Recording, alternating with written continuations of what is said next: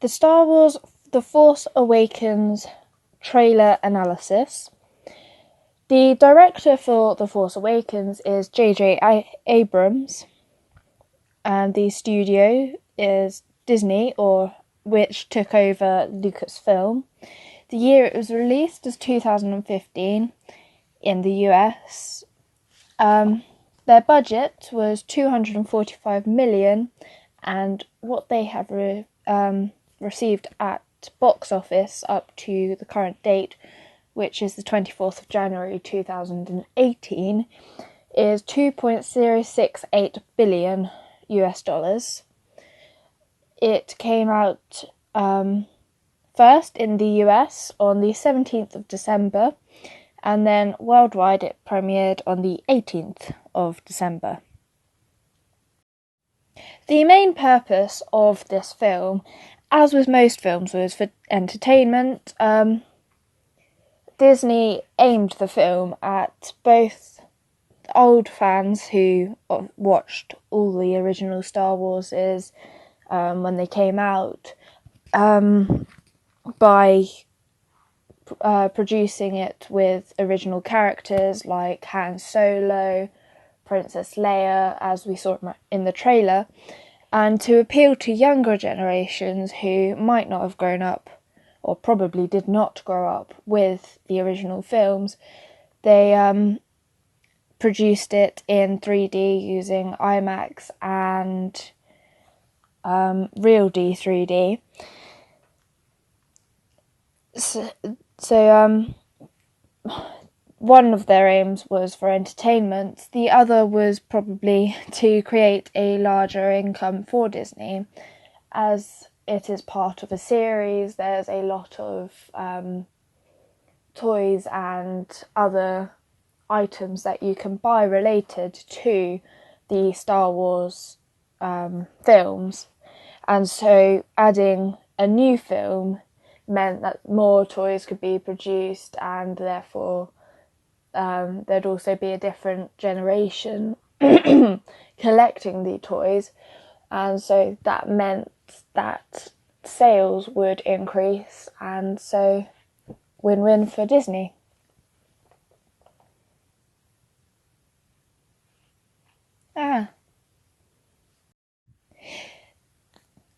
Many different codes and conventions can be seen throughout the film. These start in the trailer. You can see that this is a typical sci-fi movie. There are robots and drones and spaceships featuring heavily throughout, and a lot of action happens in the air, in space, with loads of different creatures and technological advances. And so to identify as a Star Wars film includes lightsabers and the Millennium Falcon, which are huge technological style items. It also contains many codes for and conventions of the fantasy genre. So throughout the film and the trailer, we see many different races and species all over the place. And so, for example, when we go to Maz Kanata's castle, we see a lot of different species interacting with one another. And so that gives it quite a fantasy element.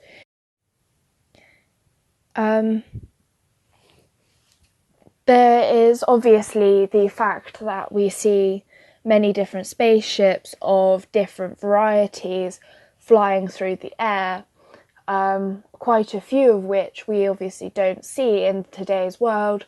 We mainly see airplanes and helicopters or space shuttles that actually look like a shuttle, rather than these weird X-wings which can fly across galaxies, huge, like the Millennium Falcon, that is entirely made up and probably would not work.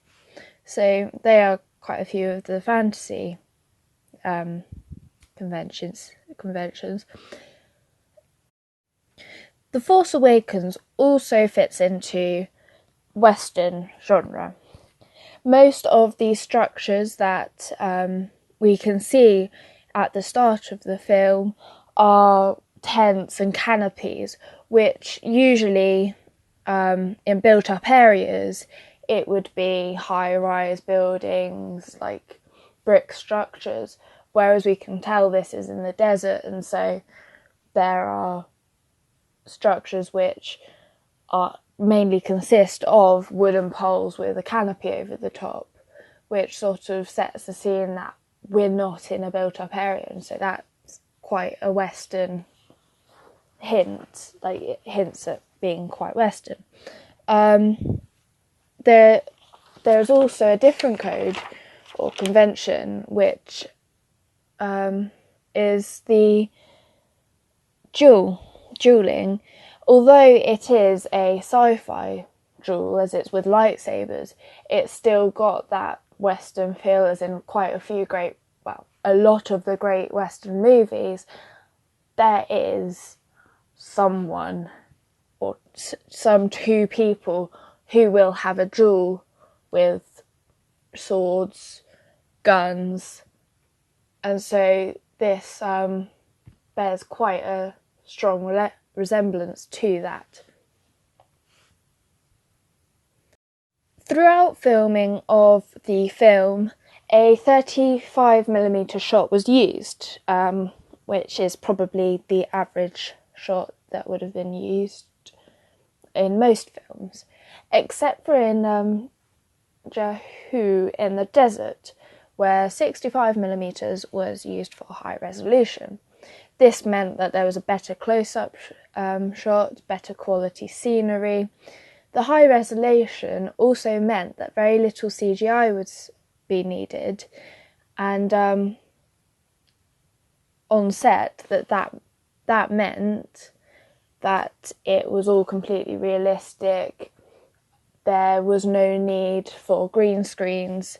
They could film it in clarity on location. Abrams wanted his film to be highly authentic and keep in line with the other films that Lucasfilm produced. And so he wanted to use a 70s or 80s style. This meant that very little computer-generated imagery could be used, meaning that a lot of the props that they had to use had to be made. For example, the Millennium Falcon, the BB-8 droid, and this meant that quite a lot of the budget went to engineering these technological items so that they could work. For example, like the BB-8 droid had to be able to move, as they weren't going to use computer-generated imagery to make it move. This also meant that the characters like Maz Kanata and a lot of the aliens in the film would actually be made up of people wearing a lot of makeup, and so this meant that it kept the authenticity of the Star Wars films before it. Also, this created familiarity for the older audiences, and it didn't stick out because the older audiences would want familiarity and a film of the series to keep in line with how the other films were filmed. So, content and meaning of the trailer is quite a large topic, and so we find at the very beginning of the trailer that there is a lot of emphasis placed on the first character. At first, we don't actually know if it's a he, a she, alien or human, but because it's literally her in the spaceship, we know that we know that she is a she now, but we know that she has a great deal of importance throughout the film. The music is very in keeping with that because it's very minimalistic, it's simple piano notes, and so you can't really not focus on her. And so we find out quite a lot about her from the first few moments. We find out that she can fend for herself, but we also find out that she is alone and she thinks she's nobody. Because in the midst of the very simplistic notes on the keyboard or piano, we hear Maz Katana, who originally the audiences won't know is Maz Katana, asking, "Who are you?" So that also plays a lot in the audience's mind, like, who actually is this person? And if there's another character asking, can she be that important? So that's quite contradictory. But then we skip from her being alone in this abandoned ship in this mask with goggles, so she has no identity, to her walking through the desert with BB-8. And as she does so, we hear her say, "I'm nobody." So in the audience's mind, this is sort of like, well, if she thinks she's nobody, maybe she could be the hero, because obviously no one's going to be like, "Oh yeah, I'm the hero." And so that sort of gets the audience actually questioning who she is. It also creates an attachment from the audience, like, to her, because she's alone in the desert with this droid, that you can't see anything around her, and so it sort of makes her seem a very important character.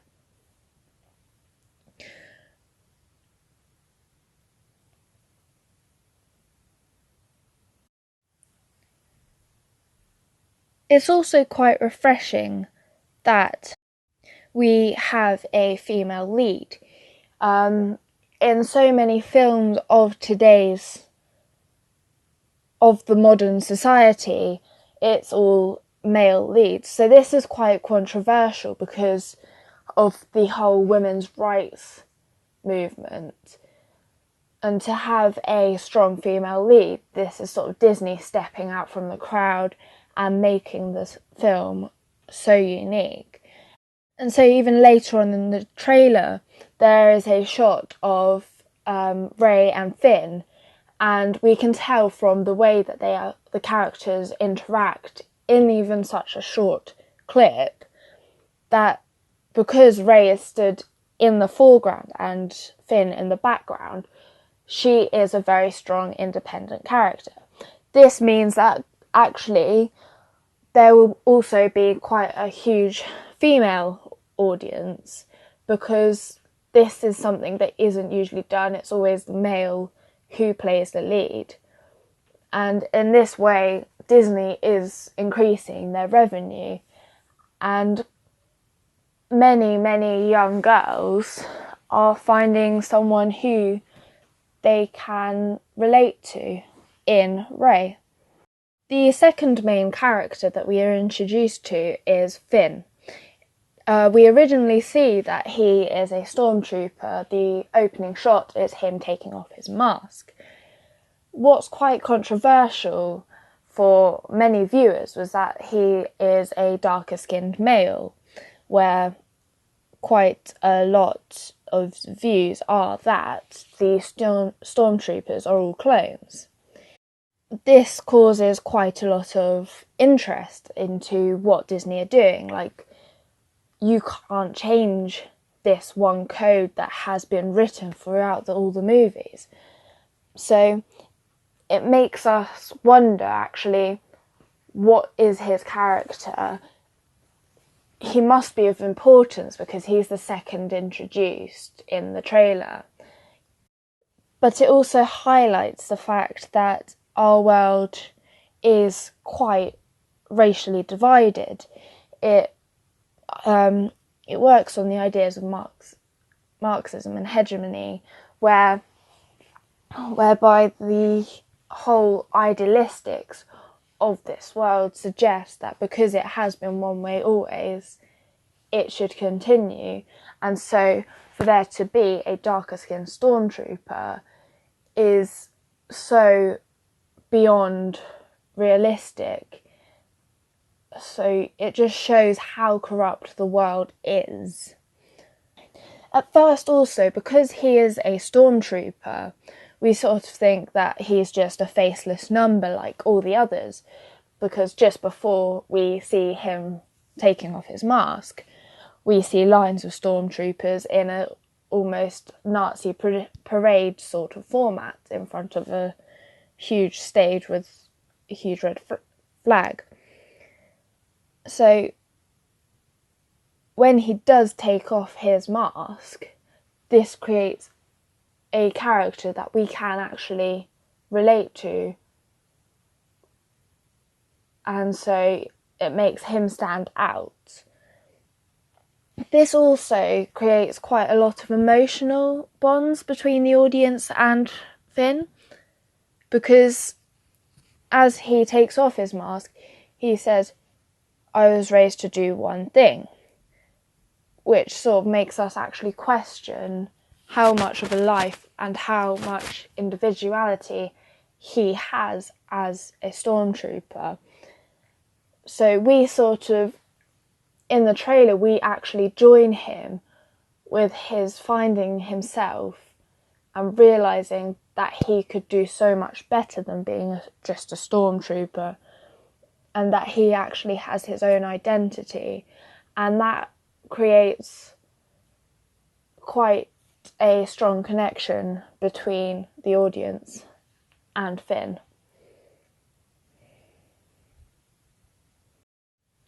Also, throughout the trailer, we see a very similar cut shot where when each of the three main characters, Rey, Finn and Kylo Ren, are introduced, the screen goes completely dark just before they're introduced. This sort of makes you anticipate the next scene, and sort of it places a lot of importance on it. And so for audiences, this means that their attention will be hooked, like, who is this person? Why are they so important that they need a whole couple of seconds of silence preceding them?